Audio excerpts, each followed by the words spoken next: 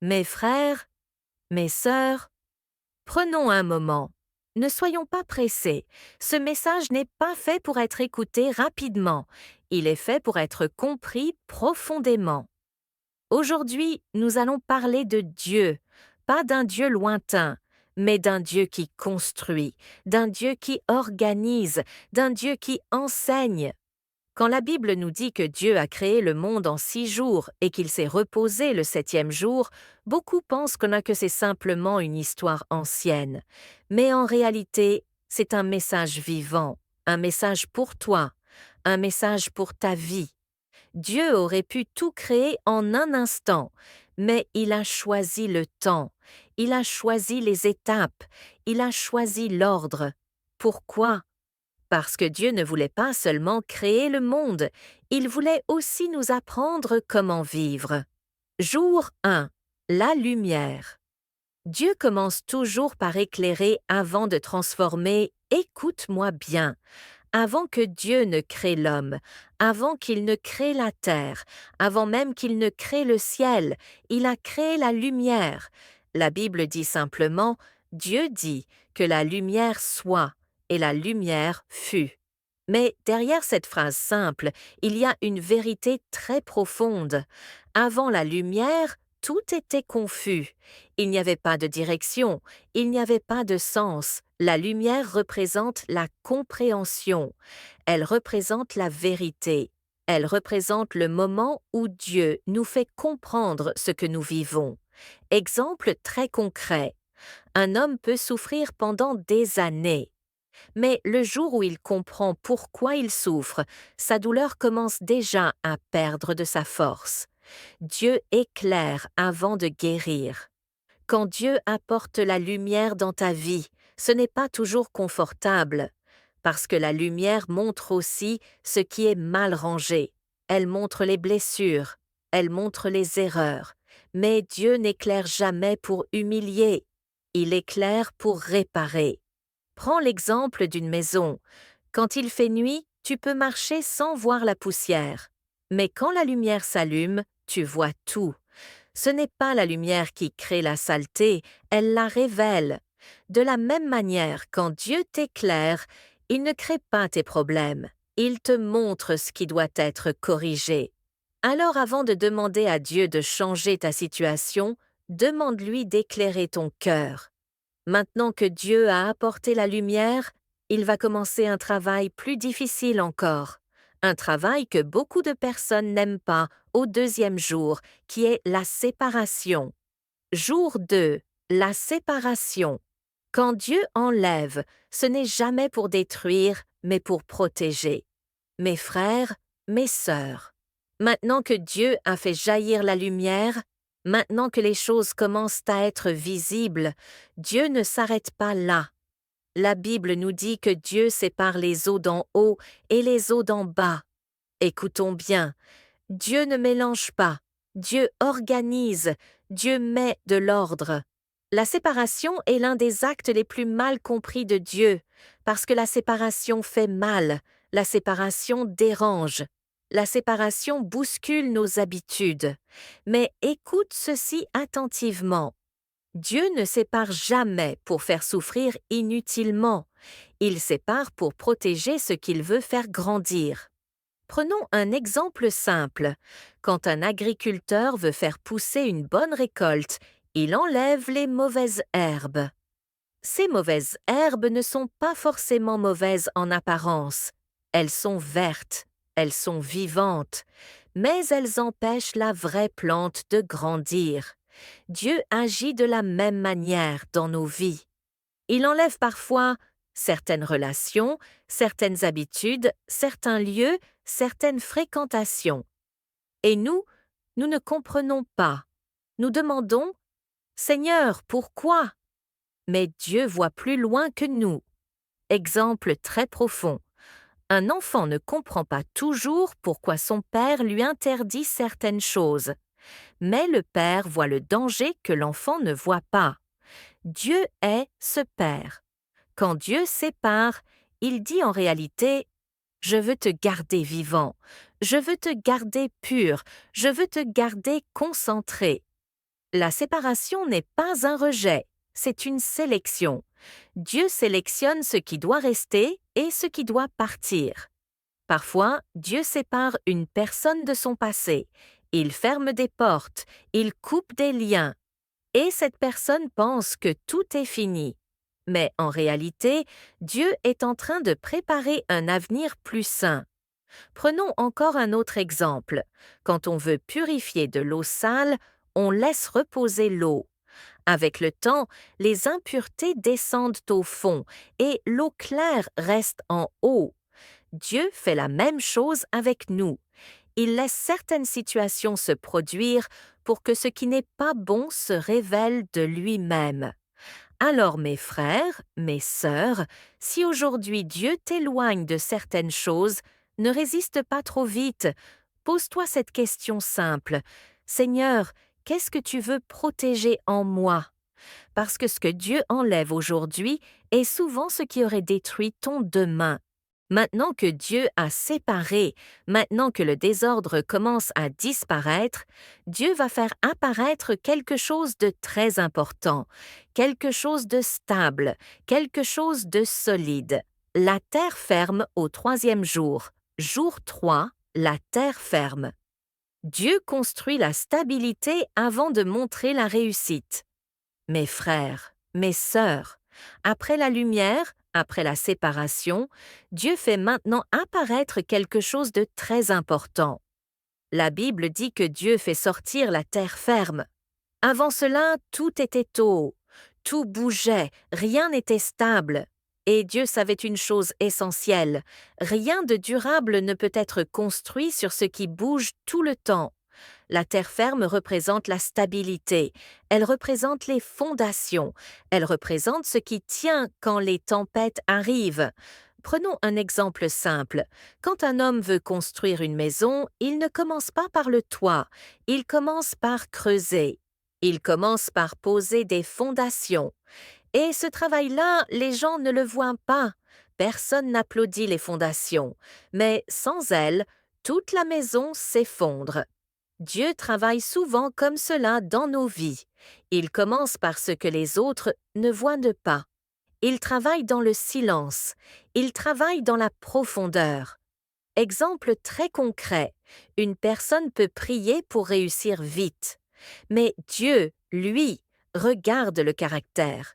Il regarde si la personne est capable de rester humble. Il regarde si elle sait obéir.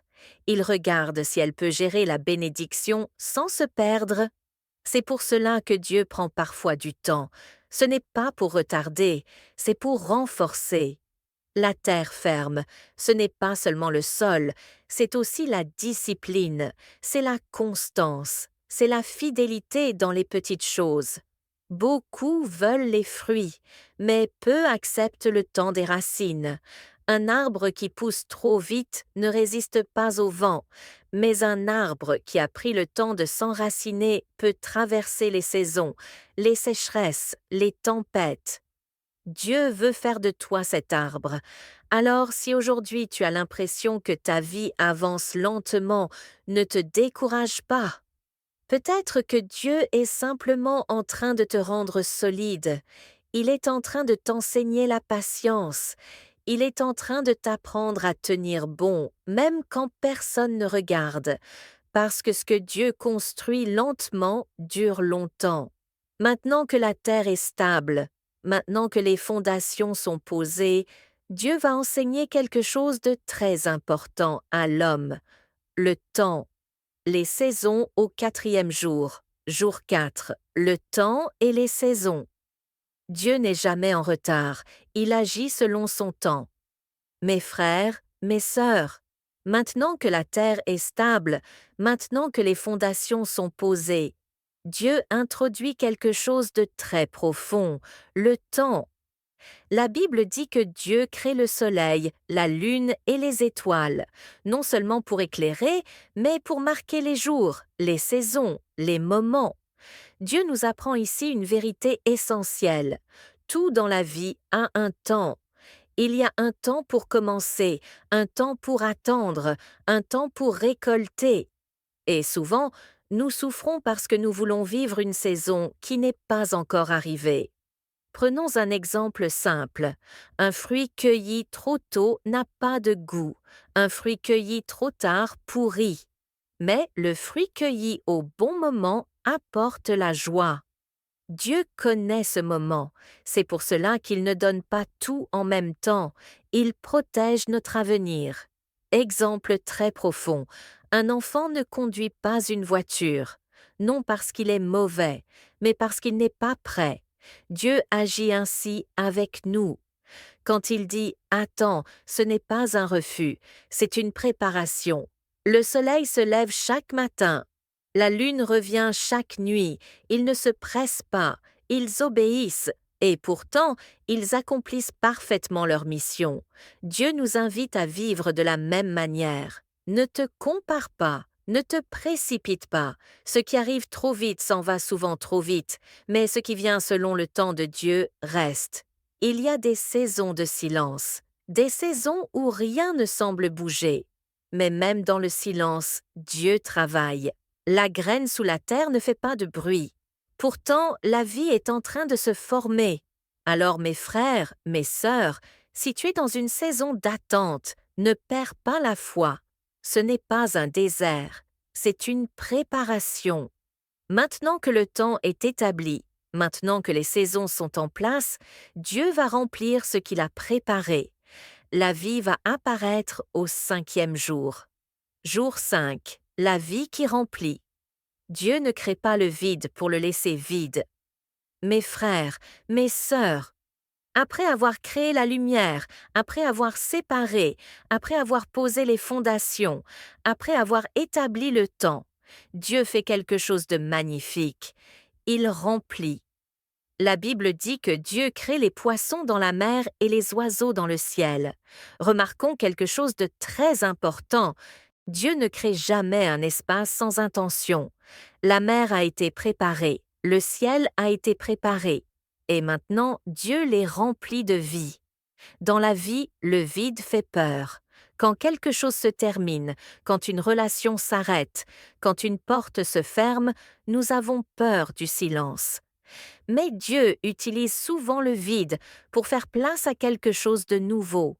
Exemple profond. Quand une pièce est encombrée, il est impossible d'y ajouter quelque chose de précieux. Il faut d'abord vider.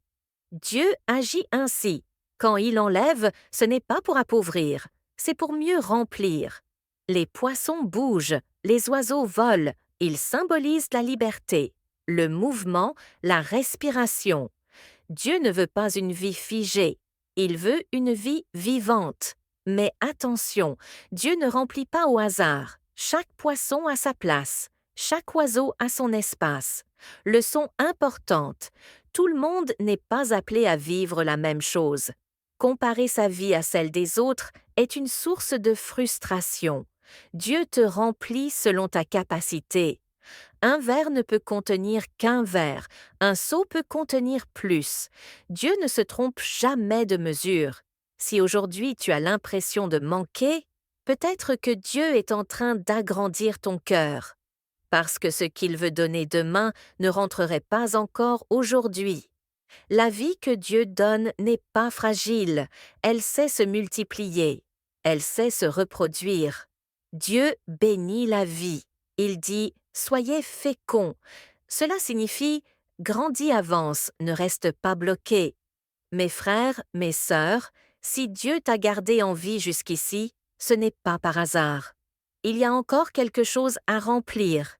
Maintenant que les espaces sont remplis, maintenant que la vie circule, Dieu va faire quelque chose de très spécial. Il va créer l'homme au 6e jour. Jour 6. L'homme, la dignité et la responsabilité. Créé à l'image de Dieu, l'homme est appelé à gouverner avec sagesse, mes frères, mes sœurs. Après avoir rempli la terre et le ciel de vie, Dieu décide de créer quelque chose de très spécial. Quelque chose qui peut réfléchir, choisir, aimer et servir. Il crée l'homme. La Bible dit que Dieu créa l'homme à son image. non pas en apparence seulement, mais dans la dignité, dans le raisonnement, dans la capacité de prendre des décisions. Explication simple. Cela signifie que chacun de nous a de la valeur. Même quand le monde nous fait douter, même quand nous faisons des erreurs. Dieu nous a placés ici avec un but précis. Nous ne sommes pas des accidents, nous sommes intentionnellement créés. La responsabilité de l'homme. Avec la dignité vient la responsabilité. L'homme n'est pas seulement créé pour exister, il est créé pour gérer ce que Dieu a créé. Il doit prendre soin de la terre, protéger les animaux, préserver la vie et la beauté. Exemple concret. Un jardinier qui reçoit un jardin pour s'en occuper. Il ne peut pas se contenter de marcher dessus ou le laisser à l'abandon. Il doit arroser, nourrir et protéger. De la même manière, l'homme est un gardien de la création. Le choix et le libre arbitre. Dieu donne à l'homme la capacité de choisir. Cela peut sembler effrayant, mais c'est un cadeau. Nous pouvons choisir le bien ou le mal.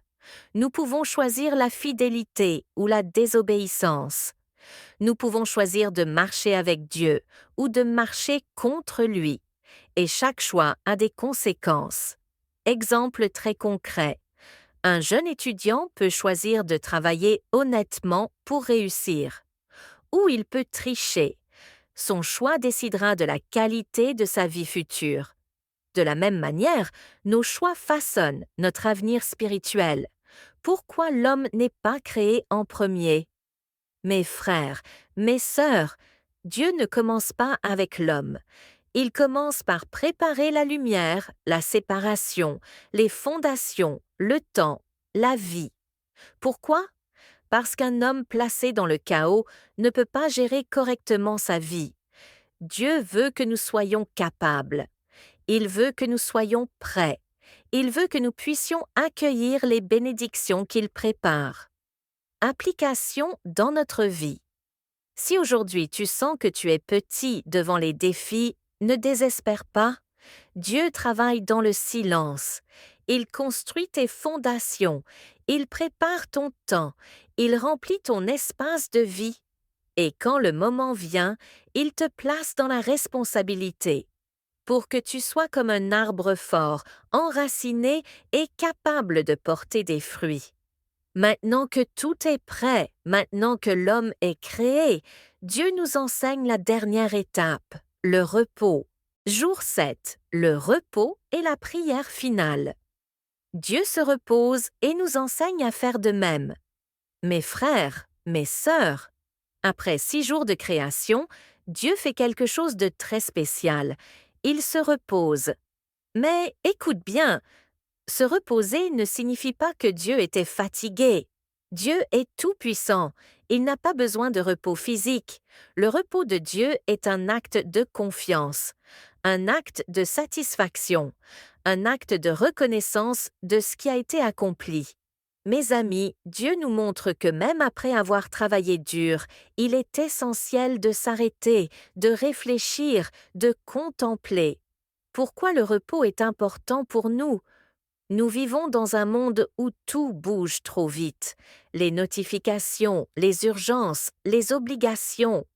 Tout nous pousse à courir sans arrêt. Mais Dieu nous enseigne. Il y a un temps pour agir et un temps pour se reposer. Le repos nous permet de évaluer nos actions, remercier pour les bénédictions, recharger nos forces pour continuer. Application concrète. Un jardinier qui travaille sans pause fatigue la terre. Une mère qui ne se repose jamais perd patience et énergie. Un étudiant qui ne prend pas de pause oublie ce qu'il apprend. De même, notre esprit et notre âme ont besoin de repos. Exemple spirituel. Quand Dieu se repose, il bénit le 7e jour. C'est un modèle pour nous. Nous aussi, nous devons prendre du temps pour contempler la vie, remercier Dieu et méditer. Le repos n'est pas un luxe, c'est un enseignement divin. C'est une manière de se reconnecter à Dieu et à soi-même. Transition vers la prière finale. Maintenant que nous avons parcouru les 6 jours de création, maintenant que nous comprenons la lumière, la séparation, les fondations, le temps, la vie et l'homme, nous allons conclure avec une prière profonde. Une prière pour nous rappeler de marcher avec Dieu, de vivre selon ses plans et de trouver le repos en lui. Seigneur Tout-Puissant, Créateur du ciel et de la terre, nous venons humblement devant toi. Nous reconnaissons ton œuvre dans le monde. Nous reconnaissons ton amour dans notre vie. Merci pour la lumière qui éclaire nos chemins. Merci pour les séparations qui nous protègent. Merci pour les fondations qui nous rendent stables. Merci pour le temps qui nous enseigne la patience. Merci pour la vie qui remplit nos cœurs. Merci pour l'homme que nous sommes, porteur de responsabilité et d'espérance. Seigneur, aide-nous à marcher avec sagesse. Aide-nous à choisir le bien dans chaque situation. Aide-nous à vivre selon ton plan, même quand nous ne comprenons pas. Aide-nous à trouver le repos en toi, à déposer nos fardeaux, à remercier pour nos bénédictions, à préparer nos cœurs pour les saisons à venir. Seigneur, remplis nos vies de lumière et de paix. Fais grandir notre foi. Guide nos pas, protège nos familles, bénis notre travail et nos actions. Seigneur, que chaque jour que nous vivons nous rapproche de toi. Que notre vie soit un témoignage de ton amour. Que notre cœur soit ouvert à recevoir la grâce. Que notre esprit trouve la paix dans ton repos. Amen.